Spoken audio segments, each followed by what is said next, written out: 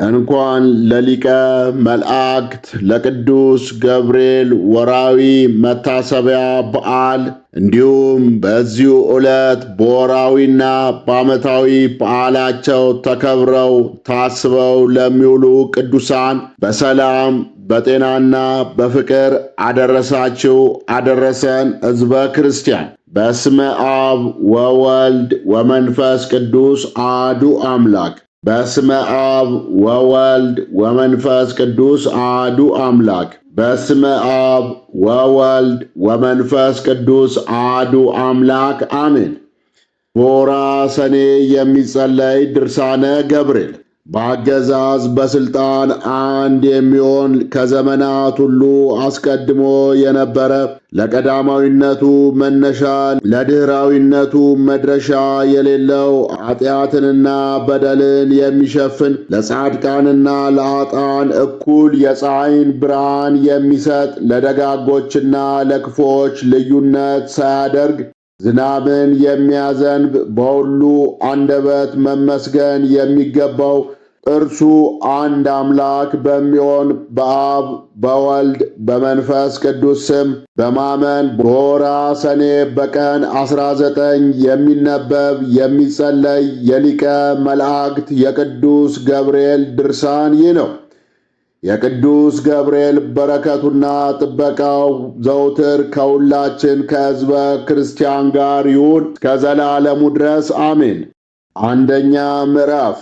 እንደ ቀድሞ ሁሉ ብዙ ተአምራትን የገለጸባት በሊቀ መላእክት ቅዱስ ገብርኤል ስም ኔቅሎን በሚባል አገር የተሰራች አንዲት ቤተ ክርስቲያን ነበረች። ሥራው ተፈጽሞ ሥርዓተ ቅዳሴ ቤተ ክርስቲያኑ በሚከናወንበት ጊዜ ከቀድሞ የበለጠ ተአምር አደረገ። በዚህች ቅድስት ቤተ ክርስቲያን ሥርዓተ ቅዳሴ በሚከናወንበት ጊዜ ከቤተ ክርስቲያኑ መዛነቢያ ላይ እንደ ላብ ጠብታ ጠብ ጠብ የሚል ውሃ አለ። ይህም በሚሆንበት ጊዜ በአገሩ ሁሉ ላይ ራብ ይሆን ነበር። ዳግመኛም እንደ ዝናብ አወራረድ ባይል የሚወርድበት ጊዜ አለ። ይህ በሚሆንበት ጊዜ ደግሞ በአገሩ ላይ ጥጋብ ይሆናል። ስለዚህም የአገሩ ሰዎች በእነዚህ በሁለቱ የውሃ ጠብታ ምልክት የረሃቡንና የጥጋቡን ዘመን ለይተው ያውቁ ነበር። ይህም ምልክት በዚያው በተወሰነው ቀን በየዓመቱ ሲደረግ ኖረ። በግብፅ ሐዋርያ እንደተጻፈው ቅዱስ ጴጥሮስ በእስር ቤት ገብቶ እግሮቹንና እጆቹን በሰንሰለት ታስሮ በጭፍሮች መካከል ተኝቶ ሳለ ከግዞት ያወጣው ይህ ቅዱስ ገብርኤል ነው። ጭፍሮችና ዘበኞች የእስር ቤቱን በሚጠብቁበት ጊዜ የእግዚአብሔር መልአክ ወደ ጴጥሮስ ወርዶ ከዚያ በቆመ ጊዜ በእስር ቤቱ ውስጥ ብርሃን መላ። መልአኩም ጴጥሮስን ጎኑን መትቶ ቀሰቀሰውና ፈጥነ ተነስ አለው። በዚህ ጊዜ የታሰረበት ሰንሰለት ከእግሩና ከእጁ ላይ ወልቀው ወደቁ። ያም መልአክ ጴጥሮስን ወገብን ታጠቅ፣ ጫማንም አድርግ፣ ልብስንም ልበስና ተከተለኝ አለው። እርሱም እንደነገረው አደረገና ተከተለው። ከዚያም የመጀመሪያውን በር ካለፈ በኋላ የብረት መዝጊያው ካለበት በር ደረሰ። እርሷም ወለል ብላ ተከፍታለት ወጥተው ሲሄዱ ወደ አንዲት ሜዳ ከደረሱ በኋላ መልአኩ ጴጥሮስን ትቶት ሄደ። ወንጌላዊው ቅዱስ ዮሐንስ ስለ እርሱ በራእይ መጽሐፍ በእርግጥም ይህ የመላእክት አለቃ ቅዱስ ገብርኤል እንደሆነ ሲናገር እንዲህ አለ።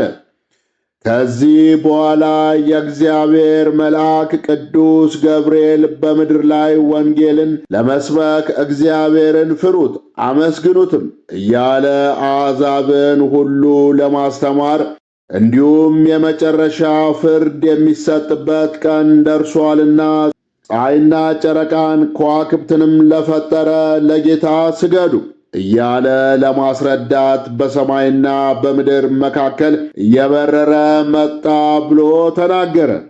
እነሆ ከሊቀ መላእክት ቅዱስ ገብርኤል ተአምራት ከብዙ በጥቂቱ ጽፈናል።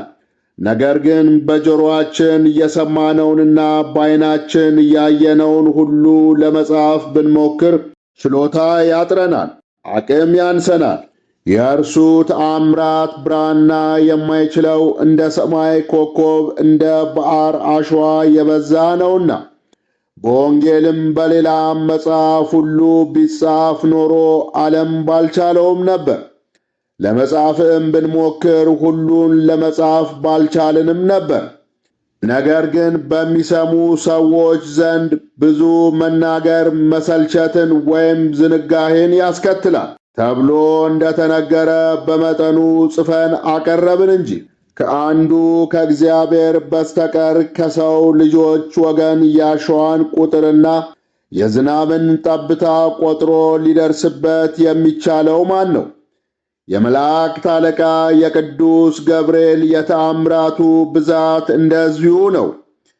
እናንተ የብርሃን ልጆች ወንድሞቻችን ሆይ፣ አሁንም አስቀድመን እንደተናገርን እግዚአብሔር ይህችን የክረምት ወራት ብሎም ባለንበት ዘመናት ሁሉ በሰላምና በጤንነት ይጠብቀን ዘንድ ለበጎ ሥራ ሁሉ በመትጋት የተራቡትን በማብላት የታረዙትን በማልበስ ይህችን ቀን እናክብራት። እግዚአብሔር የምድርን ፍሬ ይባርክ፣ የእርሻዋንም ትልም በዝናብ በማርካት ለዘርና ለመከር ያደርስ ዘንድ እኛንም ከመብረቅ የብልጭታ ፍራቻ፣ ከነጎድጓድ ድምፅ ድንጋጤና ከነፋሳት ማዕበል መታወክ ያድነን ዘንድ ይህችን ቀን እናስባት። እርሱን በማምለክ ጸንተን ኑሯችንን በሰላም እናሳልፍ ዘንድ ከኃጢአታችንም እስክንመለስ በዕድሜ ያቆየን ዘንድ ይህችን ቀን ያለመዘንጋት እናስታውሳት።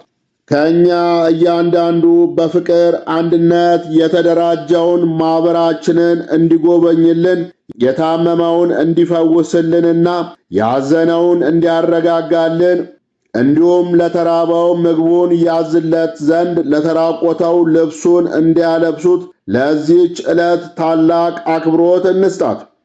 የሞቱ የአባቶቻችንና የእናቶቻችን ነፍስ በመንግሥተ ሰማያት ያሳርፍ ዘንድ እንዲሁም በዚህ ዓለም በሚመጣውም ዓለም ጭንቀታችንን ያቃልልን ዘንድ ዳግመኛም ተመልሶ በሚመጣበት ጊዜ ክብርን እንዲያድለን ይህችን ቀን ከፍ ከፍ እናድርጋት። በአጠቃላይ የመላእክት አለቃ በሚሆን በቅዱስ ገብርኤል አማላጅነት ከጠላታችን ከሰይጣን ዲያብሎስ ተንኮል ያድነን፣ ዕድል ፈንታችንንም ከቅዱሳን ሁሉ ጋር ያድርግልን ለዘላለሙ አሜን።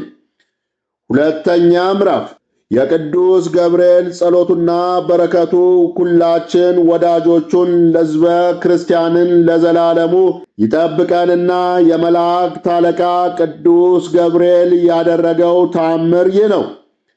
ከዕለታት በአንደኛው ቀን ሰይጣን በሽማግሌ ሰው ተመስሎ ወደ አውር መጣ። አውርም ከወዴት መጥታል ብሎ ቢጠይቀው ከአንተ የትውልድ አገር ነው የመጣሁት፣ እናትና አባትም ያውቁኛል። ይልቁንም ይህን ይዘ የመጣውን ገንዘብ ከንጉሡ ቤት አታለ ይዘ እንደመጣ አውቃለሁ አለው። አሁን የምታመልጥበት ምክንያት ይኖር ይመስላልን? የተወለድከውም በዝሙት ሲሆን አንተም እንደ አባትህ መተተኛ እንደሆንክ ስነግርህ እርግጠኛ መሆኔን ትረዳለህ። ስለዚህም በእኔና በአንተ መካከል ያለውን ተጨባጭ ሁኔታ ስገልጽልህ እንደ እኔ ያለ ሽማግሌ ደግሞ እንደማይዋሽ ታውቃለህ። በተፈጥሮም የሰውን ስም ማጥፋት አልፈቅድም። ይልቁንም አንተ የአገሬ ልጅ ነህና ለአንተና ለወንድሞች ጭምር የሚበጀውን ምክሬን ተቀብለ ዛሬ ነገ ሳትል በአስቸኳይ ይችን ያጻነስካትን ቤተ ክርስቲያን አፍርስና ምናልባት ንጉሡ መልእክተኞችን ልኮ እንዳያስገድል ወደ በረሃ ሽሽ አለው። አውሬም ይህን የተንኮል አነጋገር በሰማ ጊዜ ፈጥኖ ተነስቶ በመቆም እጆቹን ወደ ሰማይ ዘርግቶ ወደ እግዚአብሔር እንዲህ ሲል ጸለየ። የሊቀ መላእክት ቅዱስ ገብርኤል አምላክ ሆይ ከመከራ ላይ አትጣለኝ፣ አድነኝ እንጂ ቸልም አትበለኝ። ከልጅነቴ ጀምሮ የረከስኩ በመሆኔ በደሌን እኔ ራሴ አውቀዋለሁ። ስለሆነም በሰይጣን እጅ አሳልፈ እንዳትሰጠኝ እለምናለሁ። ፍጹም በሆነ ውበት የዚችን ቤተ ክርስቲያን ሥራ ሳልጨርስ ነፍሴን ከሥጋዬ እንዳይለያት ጠብቀኝ። የጠላትን የተንኮል አሸክላ በጣት ሰጣል። ለጌትነት ምስጋና ይገባል ለዘላለሙ በእውነት በማለት ጸለየ።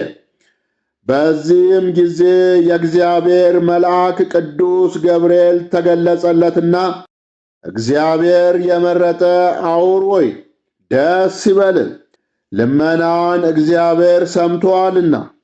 ነገር ግን ያ ተንኮለኛ ሽማግሌ በነገው ቀን የመጣ እንደሆነ ፈጥነ ያዝና በሰንሰለት እሰረው፣ ከዚያ በኋላ ማን እንደሆነ ታውቃለህ አለው። አውርም የእግዚአብሔር መልአክ ቅዱስ ገብርኤል እንዳዘዘው ሰይጣኑን አሰረውና ሰው ሁሉ በሚመለከተው አንጻር በአንቀጸ ቤተ ክርስቲያኑ ላይ ሰቀለው። ሰይጣኑም እግዚአብሔር የመረጠ አውር ሆይ ከእስራቴ ትፈታኝ ዘንድ በፈጠረ በእግዚአብሔርና በቅዱስ ገብርኤል አማጽናለሁ እያለ በታላቅ ቃል ይጮህ ጀመር። ቀጥሎም ስማኝ ልንገርህ፣ አባት አብራሲት እንደ አምላክ አድርጎ በፍጹም ስግደት ሰግዶልኛል፣ ስሜንም ያውሶ ብሎ ሰይሞኝ ነበር።